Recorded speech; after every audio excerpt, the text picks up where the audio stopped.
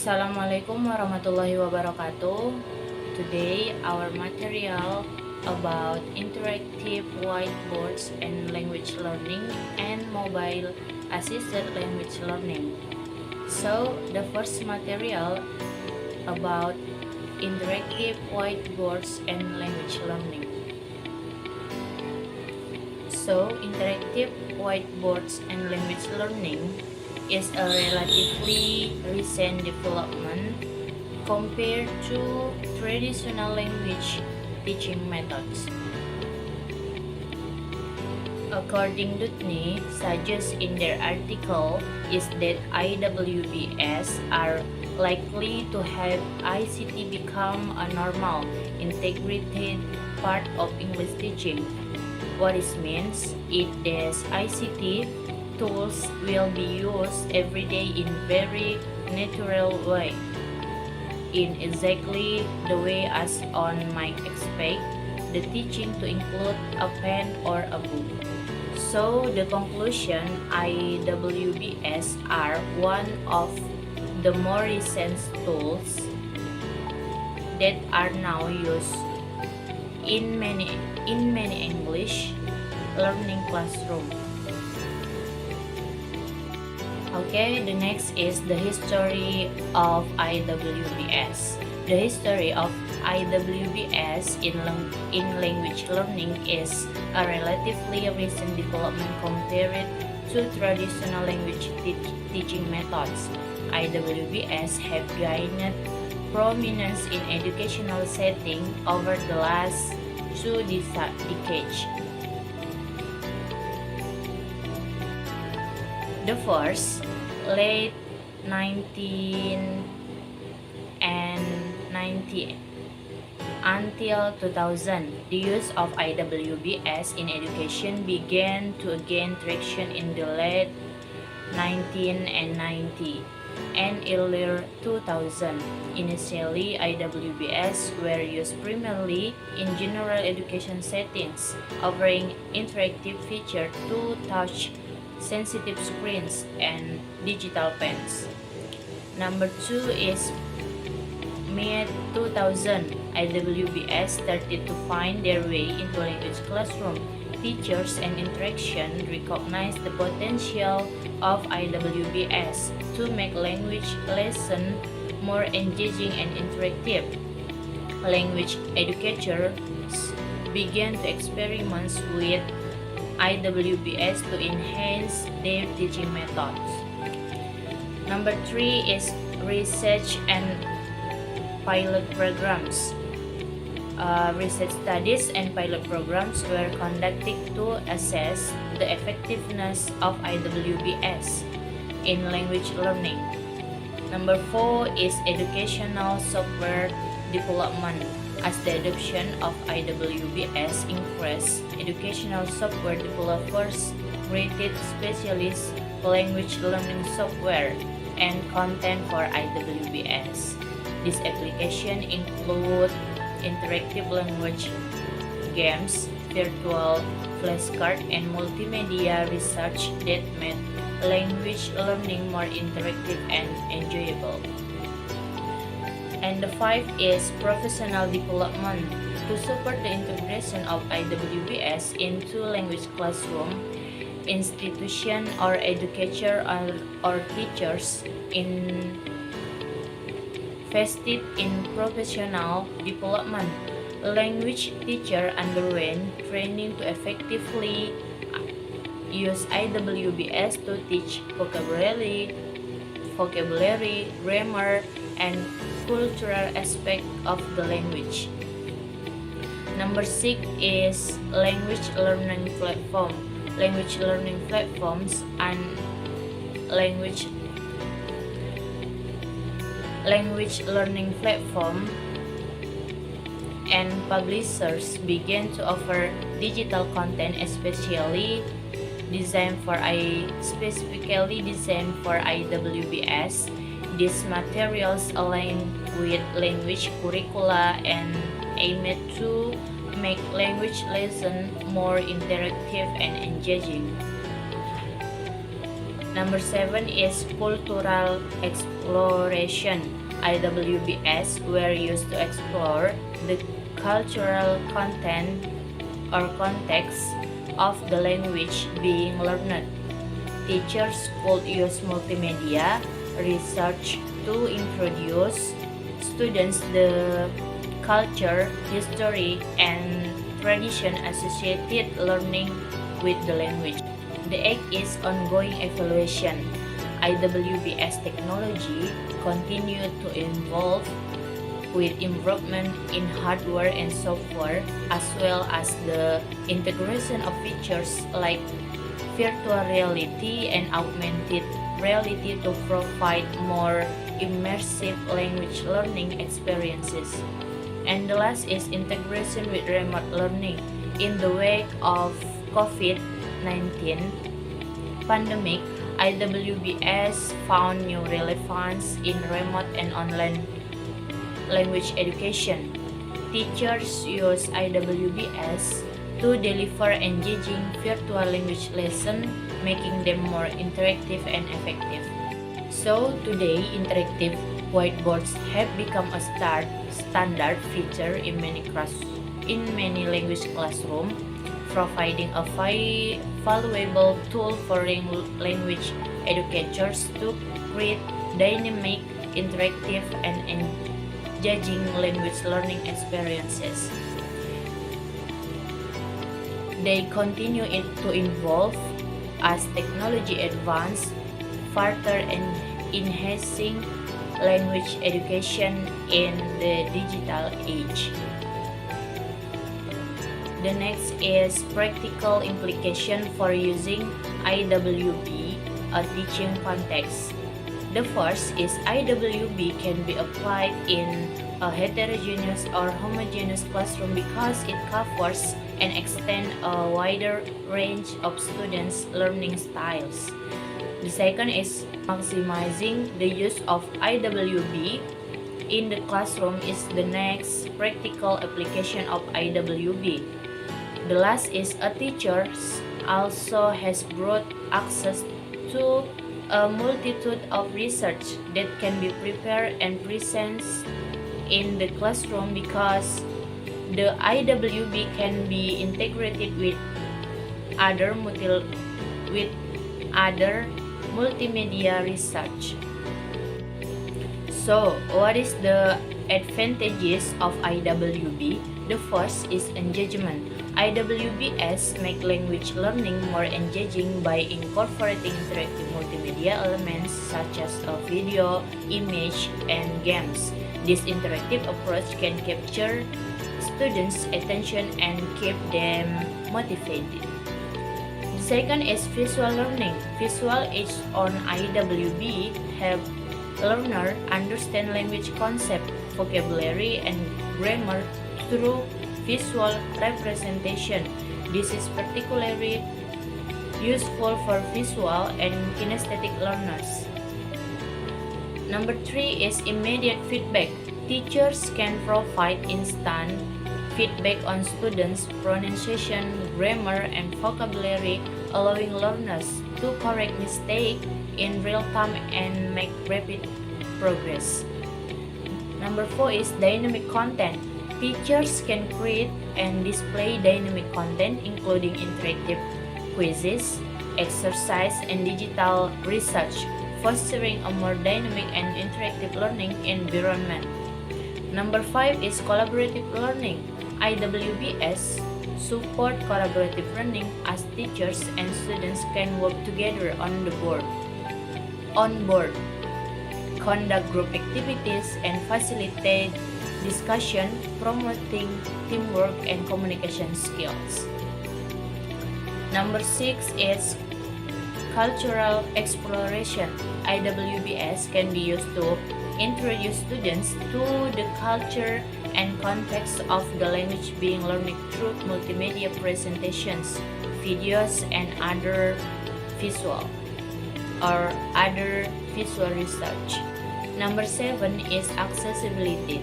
IWBS can cater to diverse learning styles and needs, allowing teachers to adapt content, pacing, and teaching methods to suit individual students. And the last is progress tracking. Many IWB systems offer features to track students' performance, enabling teachers to assess their programs or their progress and tailor instruction accordingly. So, what is the disadvantages? The first disadvantages is the cost. IWBS can be expensive to purchase and install. Schools may need to invest in the technology and related training for teachers. Number 2 is training requirements. Educators need proper training to effectively use IWB in language teaching. Learning to integrate technology into lesson can be time consuming. Number 3 is technical. Number 3 is technical issue. Technical problems such as software. Number 3 is technical issue.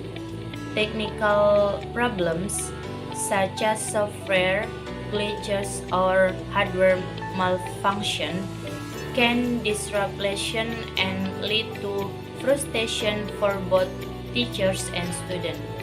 Number 4 is over-reliance of technology.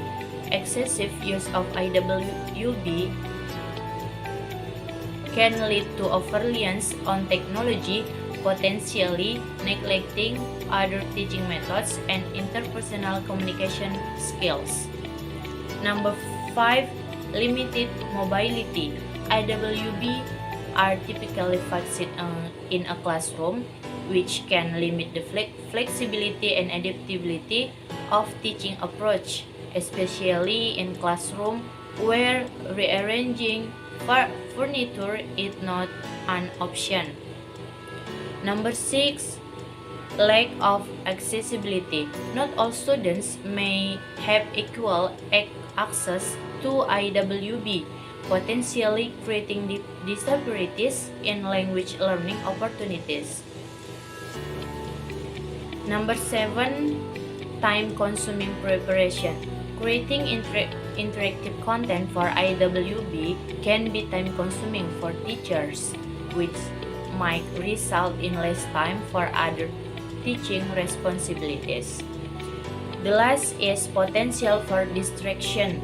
While IWB can engage students, they may also become a source of distraction if not used effectively, with students focusing on the technology rather than the lesson content.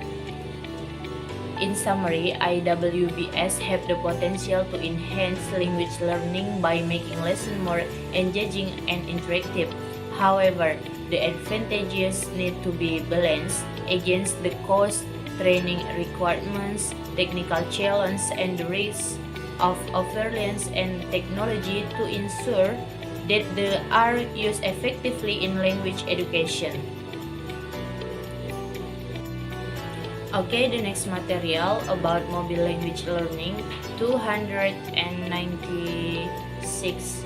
According Warahmatullahi, stage that mobile assisted language learning or MAL describe an approach that aids and enhances language learning through the use of mobile device. So the conclusion, MAL or mobile assisted language learning is part of computer assisted language learning for mobile learning and language learning.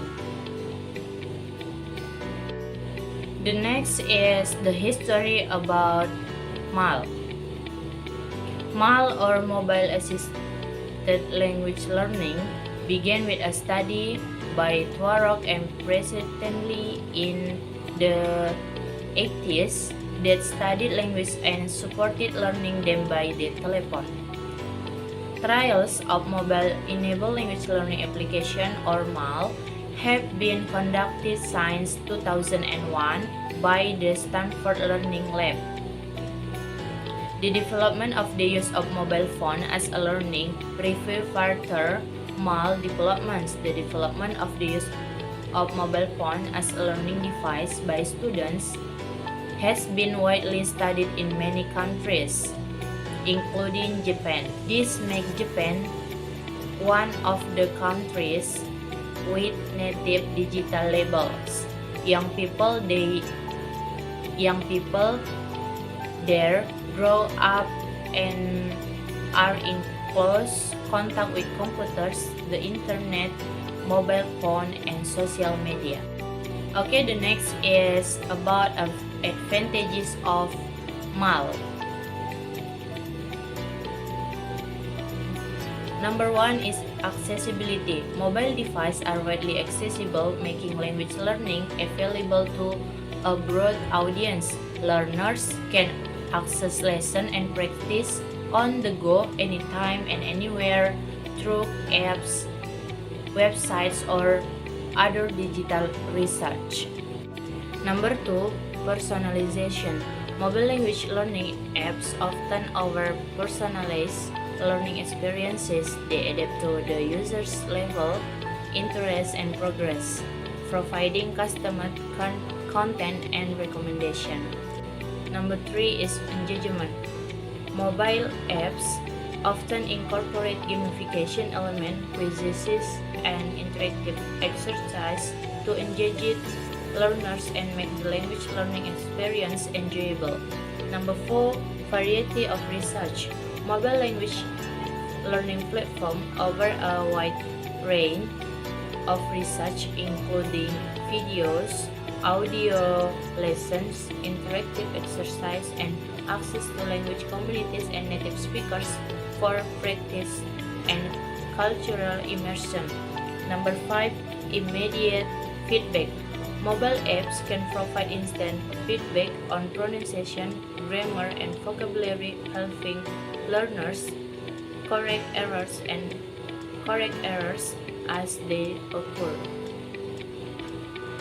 Helping learners correct error as they occur.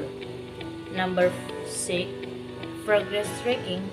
Many mobile language learning apps offer progress tracking, allowing learners to monitor their advancements and set goals for improvement. Number 6, offline learning. Some apps allow learners to download lessons and content for offline use, making learning possible even without a consistent internet connection. The last is social learning. Mobile language learning platforms often facilitate social learning by connecting users with language communities and allowing them to communicate with native speakers or other learners. And disadvantages of mobile language learning.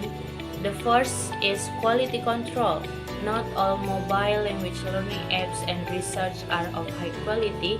It's important to research and choose reputable platform to ensure effective learning.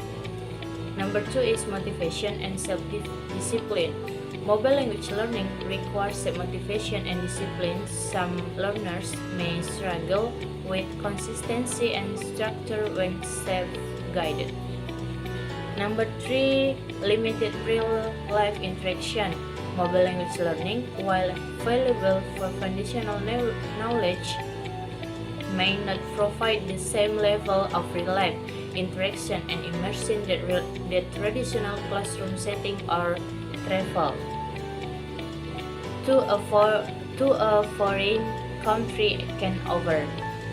Number 4, over-reliance on technology. There is a risk of learners becoming overly reliant on mobile devices for language learning and neglecting other aspects of language acquisition such as speaking and listening skill. Number 5, privacy and security.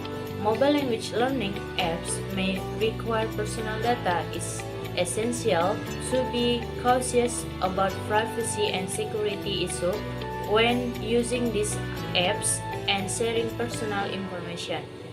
So the conclusion, Mobile language learning within the context of ICT offers numerous advantages in terms of accessibility, personalization, and engagement.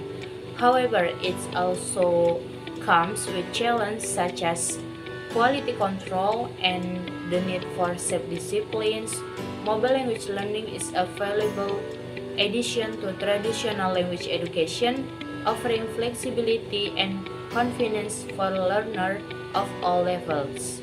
Okay, maybe that's all from my explanation. Thank you for attention. If I mistake, I apologize. Assalamualaikum warahmatullahi wabarakatuh.